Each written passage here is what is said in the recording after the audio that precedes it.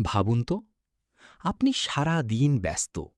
ফোনে নোটিফিকেশন আসছে, Facebook, Messenger, YouTube, email. দিন শেষে মনে হচ্ছে অনেক কাজ করেছেন। কিন্তু সত্যি বলতে, আসলে কি আপনি জীবনে এগিয়ে যাচ্ছেন? একবার চিন্তা করে দেখুন, আজকের পৃথিবীতে সবচেয়ে রেয়ার স্কিল কি? কোডিং? এআই? বিজনেস? না, সবচেয়ে রেয়ার স্কিল হল গভীরভাবে মনোযোগ দিয়ে কাজ করার ক্ষমতা। আর এই একটাই স্কিল একজন সাধারণ মানুষকে অসাধারণ বানিয়ে দিতে পারে। আজকের ভিডিওতে আমরা জানব এমন একটি বই সম্পর্কে, যেটা আপনার কাজ করার ধরন, পড়াশোনা করার পদ্ধতি, এমনকি পুরো জীবনটাই বদলে দিতে পারে। বইটির নাম ডিপ ওয়ার্ক, আর বইটির লেখক ক্যাল নিউপোর্ট। এই বই আমাদের শেখায় কিভাবে ডিস্ট্র্যাকশনের এই যুগে নিজের ফোকাসকে সুপার পাওয়ার বানানো যায়। তো চলুন শুরু করা যাক। আজকের পৃথিবীতে সবাই কানেক্টেড, কিন্তু খুব কম মানুষ ট্রুলি ফোকাসড। আমরা এমন একটা সময়ে বাস করছি যেখানে মানুষ প্রতি ৫ মিনিটে ফোন চেক করে, একটা কাজ করতে বসে ১০টা ট্যাব খুলে রাখে, পড়তে বসে নোটিফিকেশন দেখে, কাজ করতে করতে ইনস্টাগ্রাম স্ক্রল করে। আর এখানেই সবচেয়ে বড় সমস্যা, কারণ আমাদের ব্রেইন ডিপ চিন্তা করার ক্ষমতা হারিয়ে ফেলছে। ক্যাল নিউপোর্ট বলছেন, যে মানুষ দীর্ঘ সময় ধরে ডিস্ট্র্যাকশন ছাড়া ফোকাস করতে পারে, ভবিষ্যৎ পৃথিবীতে তার ভ্যালু সবচেয়ে বেশি হবে। এই স্কিলের নামই হল ডিপ ওয়ার্ক। ডিপ ওয়ার্ক মানে হল এমনভাবে কাজ করা যেখানে আপনার পুরো অ্যাটেনশন শুধু একটা কাজের উপর থাকে। নো ডিস্ট্র্যাকশন, নো মাল্টিটাস্কিং, শুধু পিওর কনসেন্ট্রেশন। আর এই জায়গাতেই বইটি সবচেয়ে পাওয়ারফুল হয়ে ওঠে, কারণ লেখক শুধু থিওরি দেননি, তিনি দেখিয়েছেন ইতিহাসের সবচেয়ে সাকসেসফুল মানুষরা কিভাবে ডিপ ওয়ার্ক ব্যবহার করেছেন। ধরুন কার্ল ইয়ুং, তিনি এত বেশি ফোকাস নিয়ে কাজ করতেন যে শহরের নয়েজ থেকে দূরে একটা ছোট্ট টাওয়ার বানিয়েছিলেন। সেখানে গিয়ে তিনি দিনের পর দিন শুধু চিন্তা করতেন এবং লিখতেন। আবার বিল গেটস প্রতি বছর থিঙ্ক উইক পালন করতেন। তিনি পুরো ১ সপ্তাহ নিজেকে আইসোলেট করে শুধু পড়তেন, ভাবতেন আর ফিউচার প্ল্যান করতেন। কারণ তারা জানতেন, deep thinking creates deep results. এখন প্রশ্ন হলো, আমরা কেন ডিপ ওয়ার্ক করতে পারি না? কারণ মডার্ন ওয়ার্ল্ড আমাদের ব্রেইনকে শ্যালো বানিয়ে ফেলছে। শ্যালো ওয়ার্ক মানে হলো এমন কাজ যেগুলোতে খুব বেশি চিন্তা লাগে না, যেমন এন্ডলেসলি ইমেল চেক করা, সোশ্যাল মিডিয়া স্ক্রল করা, আননেসেসারি মিটিং, র্যান্ডম চ্যাটিং। এই কাজগুলো আপনাকে ব্যস্ত রাখে, কিন্তু ভ্যালুয়েবল বানায় না। একবার চিন্তা করে দেখুন, একজন স্টুডেন্ট যদি ৫ ঘন্টা বই খুলে বসে থাকে কিন্তু প্রতি ২ মিনিটে ফোন দেখে, আর আরেকজন স্টুডেন্ট যদি ১ ঘন্টা পিওর ফোকাস নিয়ে পড়ে, কে বেশি শিখবে? অবশ্যই দ্বিতীয়জন, কারণ concentration is the new IQ. আর ডিপ ওয়ার্কের প্রথম বড় শিক্ষা এখানেই। আপনি যত বেশি ফোকাস করতে পারবেন, আপনি তত দ্রুত শিখবেন, বেশি আর্ন করবেন এবং অন্যদের থেকে এগিয়ে যাবেন। এখন বইয়ের সবচেয়ে গুরুত্বপূর্ণ একটা কনসেপ্টে আসি। ক্যাল নিউপোর্ট বলছেন, ডিপ ওয়ার্ক কোনো ট্যালেন্ট না, এটা একটা ট্রেন্ড স্কিল। মানে ফোকাস জন্মগত না, প্র্যাকটিসের মাধ্যমে তৈরি হয়, ঠিক জিমে মাসল গ্রো করার মতো। আপনি যদি প্রতিদিন ডিস্ট্র্যাকশন কনজিউম করেন, তাহলে আপনার ব্রেইন শ্যালো হয়ে যাবে। আর যদি প্রতিদিন ফোকাস প্র্যাকটিস করেন, তাহলে আপনার ব্রেইন ডিপ হয়ে যাবে। এখানে লেখক একটা পাওয়ারফুল আইডিয়া দেন, your attention is your life. আপনি যেদিকে অ্যাটেনশন দেন, ধীরে ধীরে আপনার জীবন সেদিকেই চলে যায়।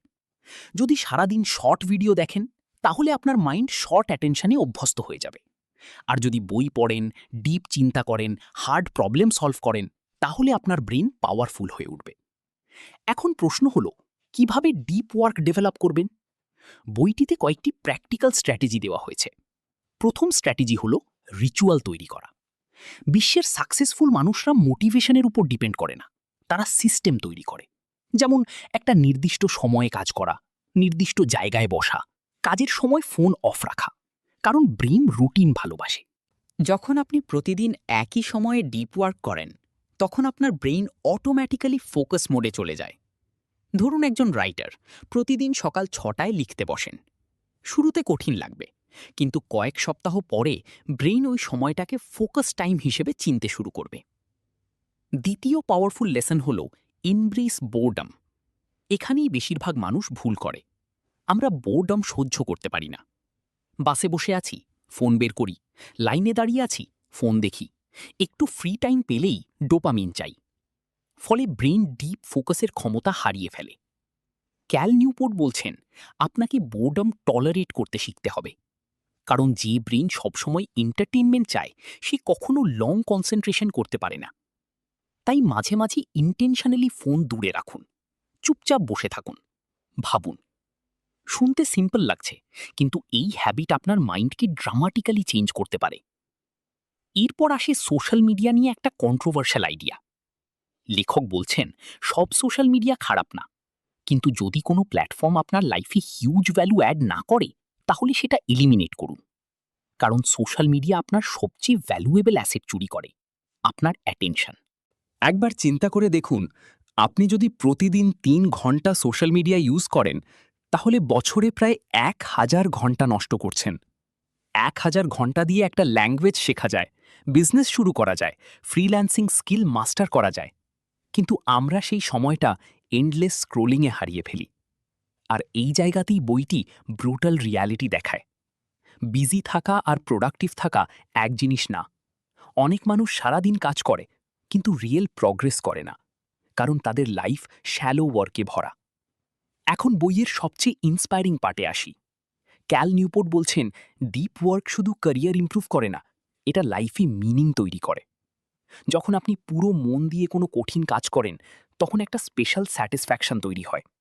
যেমন একজন আর্টিস্ট পেইন্টিং করার সময় ফিল করে, একজন প্রোগ্রামার কোডিং করার সময় ফিল করে, একজন স্টুডেন্ট ডিপলি পড়ার সময় ফিল করে। এই স্টেটকে বলে ফ্লো স্টেট।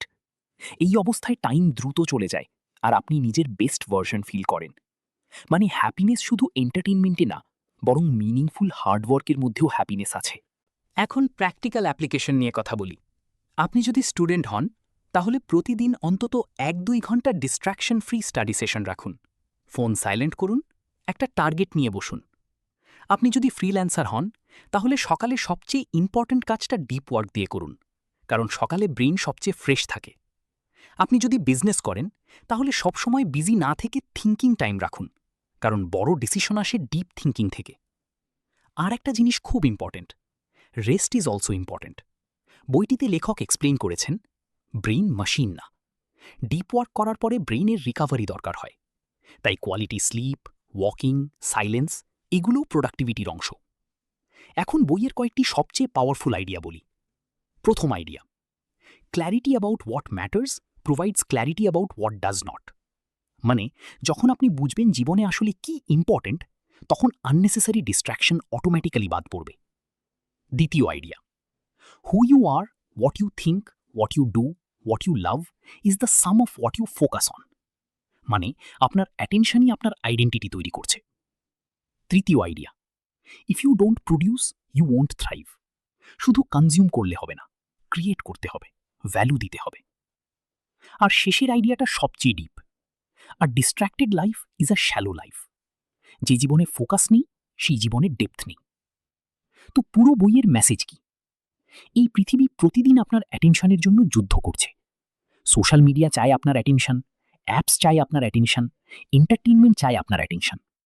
কিন্তু যারা নিজের অ্যাটেনশন কন্ট্রোল করতে পারবে, ভবিষ্যৎ পৃথিবী তাদেরই হবে।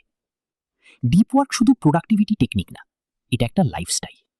এটা শেখায় কম ডিস্ট্র্যাকশন, বেশি ফোকাস, কম নয়েজ, বেশি ক্ল্যারিটি, কম শ্যালো লাইফ, বেশি মিনিংফুল লাইফ। হয়তো শুরুতে ডিপ ওয়ার্ক কঠিন লাগবে, কারণ আপনার ব্রেন ইনস্ট্যান্ট ডোপামিনে অভ্যস্ত। কিন্তু মনে রাখবেন, একটা ফোকাসড মাইন্ড আজকের পৃথিবীতে সুপার পাওয়ার। আর যদি আপনি এই স্কিল ডেভেলপ করতে পারেন, তাহলে শুধু ক্যারিয়ার না, আপনার পুরো জীবন বদলে যেতে পারে। কারণ শেষ পর্যন্ত সাকসেসফুল মানুষ আর অ্যাভারেজ মানুষের মধ্যে সবচেয়ে বড় পার্থক্য ট্যালেন্ট না, পার্থক্য হলো অ্যাটেনশন।